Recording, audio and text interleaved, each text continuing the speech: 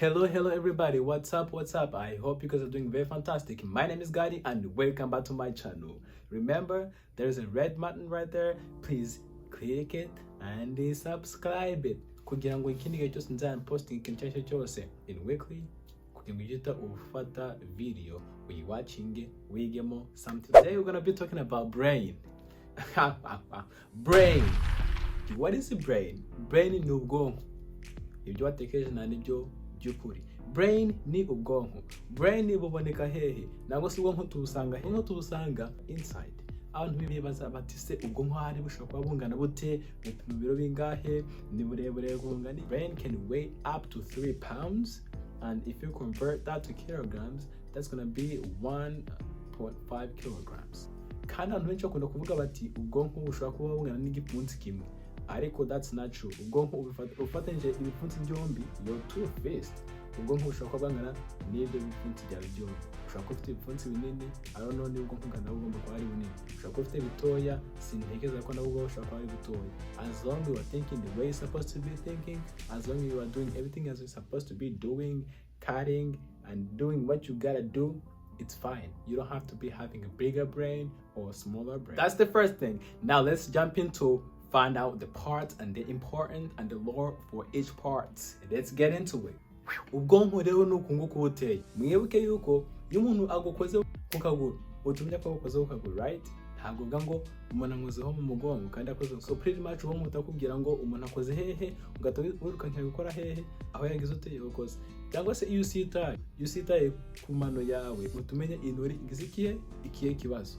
Ukaba waryitaho. None se utekereza ko akabikubwiye? Never. Ni ubwonko.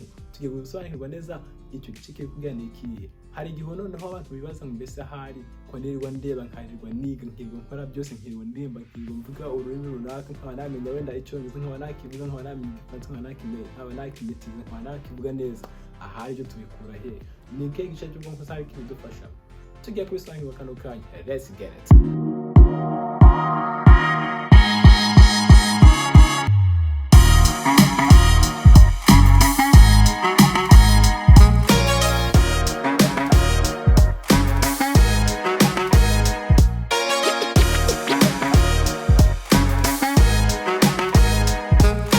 First of all, dufite igice cyane cy'ubwonko ahangaha. Ubwonko rero ntabwo ndabudivarinze like nuko nambaye ingofero na mbibereke ako kangire gutya muraza kubona neza. Ubwonko ukuntu buteye nuko nguko. Ntabwo kuvuga ngo divarinze like 1 go 2. Ngwena ngo 1 2 3 4.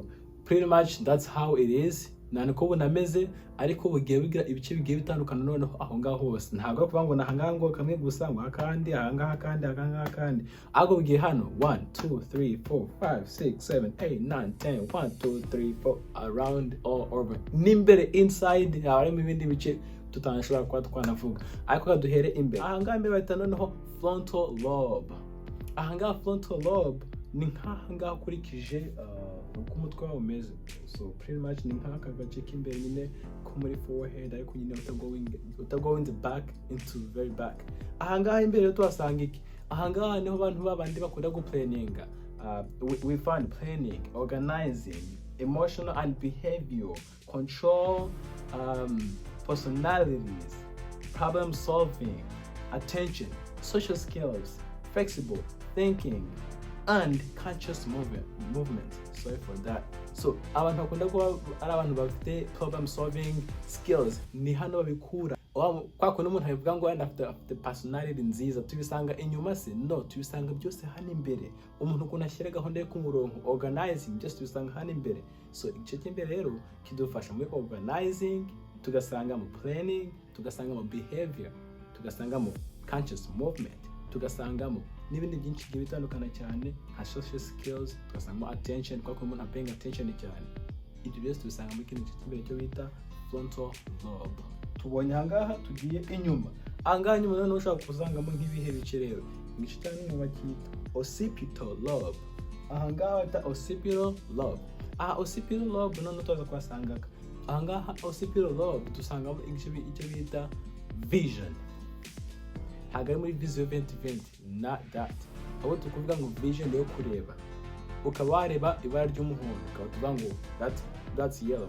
iry'umutuku kuba babasha kuvuga ngo mbese kino nicyo ndi kureba.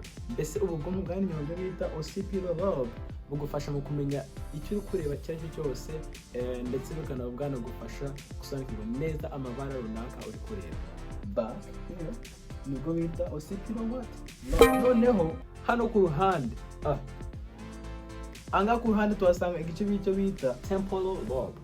Temporal lobe tuhasanga icyo bita memory, ukahasangamo icyo bita recognizing, kumenya ibintu runaka, ugasangamo faces, ukatumenya mbese face ya runaka ni iyihe, mbese ukatumemarizinga ukakonda kugira ngo ukakonda uhura n'umuntu wenda for the first time, maze wamenya ko uhura nawe for the first time, ukumwe kazahura nawe kwakundi huye nawe rero ntago asa nkaho ari umuntu mushya kuri hotel, ahubwo utumwibuka ugatuvuga ngo yes bana kubona twarahuye one day.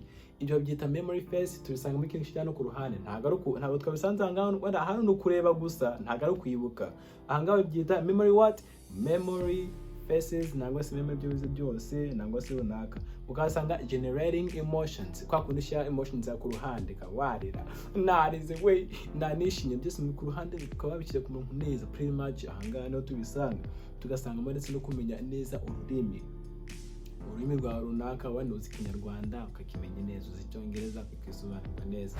Ahangaha ariho dusanga expression y'uko umuntu ashobora kuba yavuga ururimi nangwa se akaba yanarwisanzuramo neza. Ahubwo ubwiyemo inside hari akantu gatoya bita brachus area. Ahangaha brachus area ni inside hano ku ruhande, ugiyemo inside ka gace niko gufasha gusobanukirwa neza expression y'ururimi runaka, expression language nangwa se expressing language, kugira ngo uzange neza uburyo uri expressing. Kavuga nk'amagambo wenda ngo spectacular, nkavuga no mu buryo butanakwiriye ngo mbese byumvikane. Elucidating, expression, expressing yourself, exceedingly happy, more those, kugira ngo mbese ubyishime, expressing yourself. Niba ndi kuvuga utari byo, do your own research kugira ngo making sure ko iyo ndi kuvuga. Noneho ahangaha hejuru hano tuhasanga ako bita parietal lobe. Aha rero dusangamo perception, dusangamo spatial awareness, dusangamo manipulating object, dusangamo spelling, gutandukanya ibintu ukabishyira neza ku murongo. Kwa kundi nakubwira ngo spelling izina ryawe ukaba spelling, ntabwo tubisanga hano, ntabwo tubisanga hano, ahubwo tubisanga hano. Spelling your name and everything you can do kugira ngo byose byumvikane nk'uko bikwiriye. So pretty much uko niko ubwonko buteye. Nahangaha hose hariho n'ibindi byo ku ruhande, tuzagaho next time. Ariko uyu munsi ndifuza ngo basharingire what is brain, ndetse n'ibice byayo, ndetse n'ibyo bigenda bikora byose. Niba ufite ikibazo umbaze, nushaka ubundi busobanuro bwose, ubwo irahari nawe uzagenda usobanukirwa neza cyane kurusha aho ngaho. Imana ikomeze kohereza umugisha aho muherereye hose. Guys, thank you so much for watching. I'm so glad. God bless you.